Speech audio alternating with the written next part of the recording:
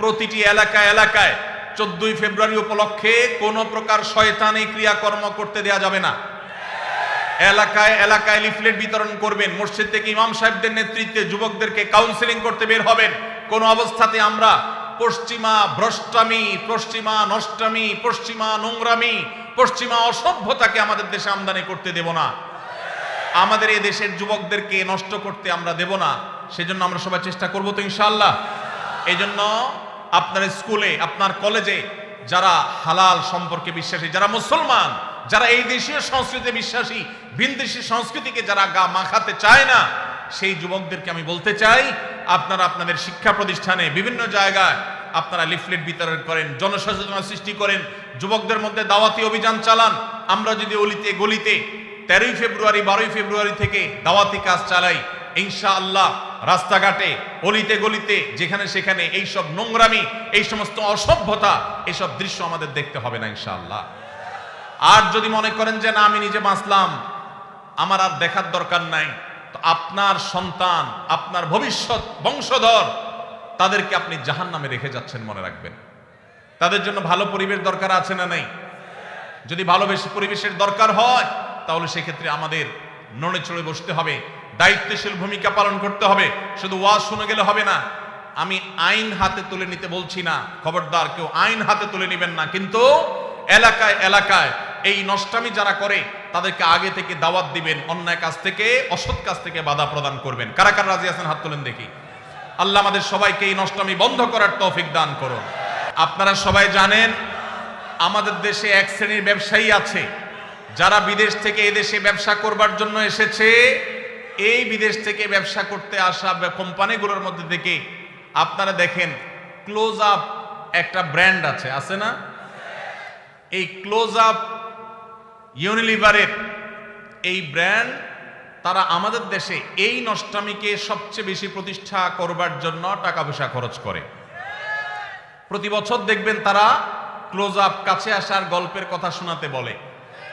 এই কাছে আসার গল্প বলতে কোন সন্তান পড়ালেখা থেকে দূরে সরে গেছে, সে আবার সুপথে আসছে, পড়ালেখার পথে ফিরে আসছে, সেই যুবকের গল্প তারা শুনতে চায় না। কোন যুবক বাবা মার সাথে রাগারাগি করে বাসা থেকে বের হয়ে চলে গেছে, সে আবার বাবা মার কাছে আসছে, সেই সচ্চরিত্রবান যুবকের গল্প তারা শুনতে চায় না। কোন স্বামী তার স্ত্রীর সাথে অভিমান করে সরে গেছে, দূরে চলে গেছে, আবার তারা স্বামী স্ত্রী মিলেমিশে গেছে, ভুল সবাই একে অন্যটাকে স্বীকার করে নিয়ে তারা আবার থাকা শুরু করেছে।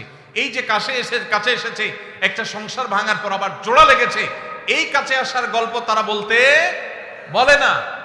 তারা কোন কাছে আসার গল্পের কথা বলতে চায়? তারা বলতে চায় আমাদের যুবকরা হারামের কাছে, জাহান্নামের কাছে, অবৈধ রিলেশনের কাছে যাওয়ার গল্প যেন শোনায় সেজন্য। তাহলে এরা কি আমাদের বন্ধু না শত্রু? এরা কি আমাদের বন্ধু না শত্রু? যেই যুবক বাপমা থেকে দূরে সরে গেছে, সেই যুবক বাপমার কাছে ফিরে আসলে এই কাছে আসার গল্প আমাদের জন্য সুখকর। যেই যুবক পড়ালেখা ছেড়ে নষ্ট পথে চলে গেছে, সে সেই পথ থেকে ফিরে এসেছে, এটা আমাদের জন্য সুখকর। যেই যুবক মাদকের দিকে চলে গেছে, সে মাদক ছেড়ে আবার সুস্থ জীবনে ফিরে এসেছে, এটা আমাদের জন্য আনন্দের। যেই স্বামী স্ত্রীকে রেখে চলে গেছে, যেই স্ত্রী স্বামীকে রেখে অভিমান করে চলে গেছে, সে আবার ফিরে এসেছে, এই কাছে আসার গল্প আমাদের জন্য সুখকর। কিন্তু ক্লোজ আপ এবং এই জাতীয় যে সমস্ত কোম্পানিগুলো আমাদের যুবকদের ইমানের চেতনাকে ধ্বংস করবার নীল নকশাকে তারা বাস্তবায়ন করতে চায়, তারা এই সমস্ত কাছে আসার গল্প শুনতে বা শোনাতে চায় না। তারা চায় আমাদের যুবকদের হারামের কাছে যাওয়ার গল্প শোনাতে। হারামের কাছে যাওয়ার গল্প শোনাতে যারা আমাদের যুবকদেরকে উদ্বুদ্ধ করে, যারা যুবকদেরকে উস্কানি দেয়, এই তথাকথিত কাছে যাওয়ার পরের যে গল্প, কোন যুবক হারাম সম্পর্ক করতে গিয়ে, তথাকথিত কাছে আসার গল্প রচনা করতে গিয়ে তার পড়ালেখার জীবন শেষ হয়ে গেছে। কোন যুবক হারাম পথে আসতে গিয়ে, হারামের কাছে আসতে গিয়ে বাবা মার সাথে সম্পর্ক শেষ হয়ে গেছে। কোন মানুষ হারাম সম্পর্ক করে হারামের অবৈধ সম্পর্কের কাছাকাছি যেতে গিয়ে তার বৈধ স্ত্রীর সাথে তার ডিভোর্স হয়ে গেছে। এই তথাকথিত কাছে আসার গল্পের পরের যে ঘটনাগুলো, সেগুলো আর তারা আপনাকে বলবেন আপনাকে বলবেন, যুবক কিভাবে তুমি কাছে এসেছো হারামের, সেই গল্প শোনাও।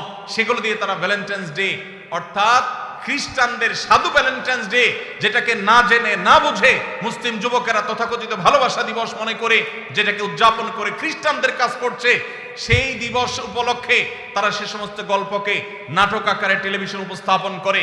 মুসলিম নামধারী ন্যূনতম আত্মসম্মান বোধ থেকে সম্পূর্ণরূপে মুক্ত, যাদের মধ্যে কোনো আত্মমর্যাদা নাই মুসলমান হিসাবে, এরকম নামধারী মুসলমানেরা সেই সমস্ত তথাকথিত ভালোবাসার নাটককে তারা উদযাপন করে, সেগুলোকে তারা উপভোগ করে, সেগুলো দেখে তারা মজা নেয়।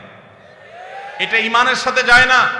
আপনি ঈমানদার হলে আপনার ঈমান হরণকারী এই আয়োজনকে আপনি কখনো অ্যাপ্রিসিয়েট করতে পারেন না। এই বিদেশিরা আমাদের দেশ থেকে প্রত্যেকটা ঘরে ঘরে এদের পেস্ট, এদের সাবান, এদের আইটেমগুলো বিক্রি করে আমাদের ঘর থেকে তারা চাঁদা তুলে তারা বিদেশে নিয়ে যাচ্ছে। আবার আমাদেরই টাকা আমাদের কাছে বিক্রি করে যে টাকা তারা ইনকাম করে, সেটা দিয়ে আমাদের সমাজে তারা বিষ, এটা তারা চতুর্দিকে ছড়িয়ে দিচ্ছে। অতএব এদের বিরুদ্ধে আমাদের দাঁড়াতে হবে কি হবে না? এরা যদি এই সমস্ত শয়তানি কর্মকাণ্ড না ছাড়ে, আল্লাহর জন্য এদের এই আইটেমগুলো আমরা বর্জন করতে পারবো তো ইনশাআল্লাহ? ইয়াহুদিদের এই সমস্ত পণ্য আমার মুসলিম ভাইয়ের উপরে বোমা হয়ে ফিলিস্তিনে পড়ছে, আমার গাজাকে শেষ করে দেওয়া হয়েছে, আমার এলাকাতে এসে এই বাংলাদেশে তারা বোমা মারতে পারছে না, কিন্তু আমাদের যুবকদের চরিত্রের উপরে তারা বোমা মারছে। অতএব এদের পণ্য কেনা থেকে আমরা বিরত থাকবো তো ইনশাআল্লাহ। এদের পণ্য দোকানদার ভাইরা যেন না রাখে, সেজন্য তাদেরকে আমরা দাওয়াত দেব, ঠিক আছে না ইনশাআল্লাহ? দোকানে দোকানে দিয়ে ভাইদের হাত পা ধরবো, আমার দেশি পণ্য মান একটু খারাপ হোক, দাম একটু বেশি হোক, তারপরে সেটা বিক্রি করবা। আমরা এই সমস্ত বিদেশি জিনিস কিনবো না, বিক্রি করবো না, চেষ্টা করা যাবে না ইনশাআল্লাহ? আমরা দোকানে দোকানে দাওয়াতি কাজ করবো তো ইনশাআল্লাহ?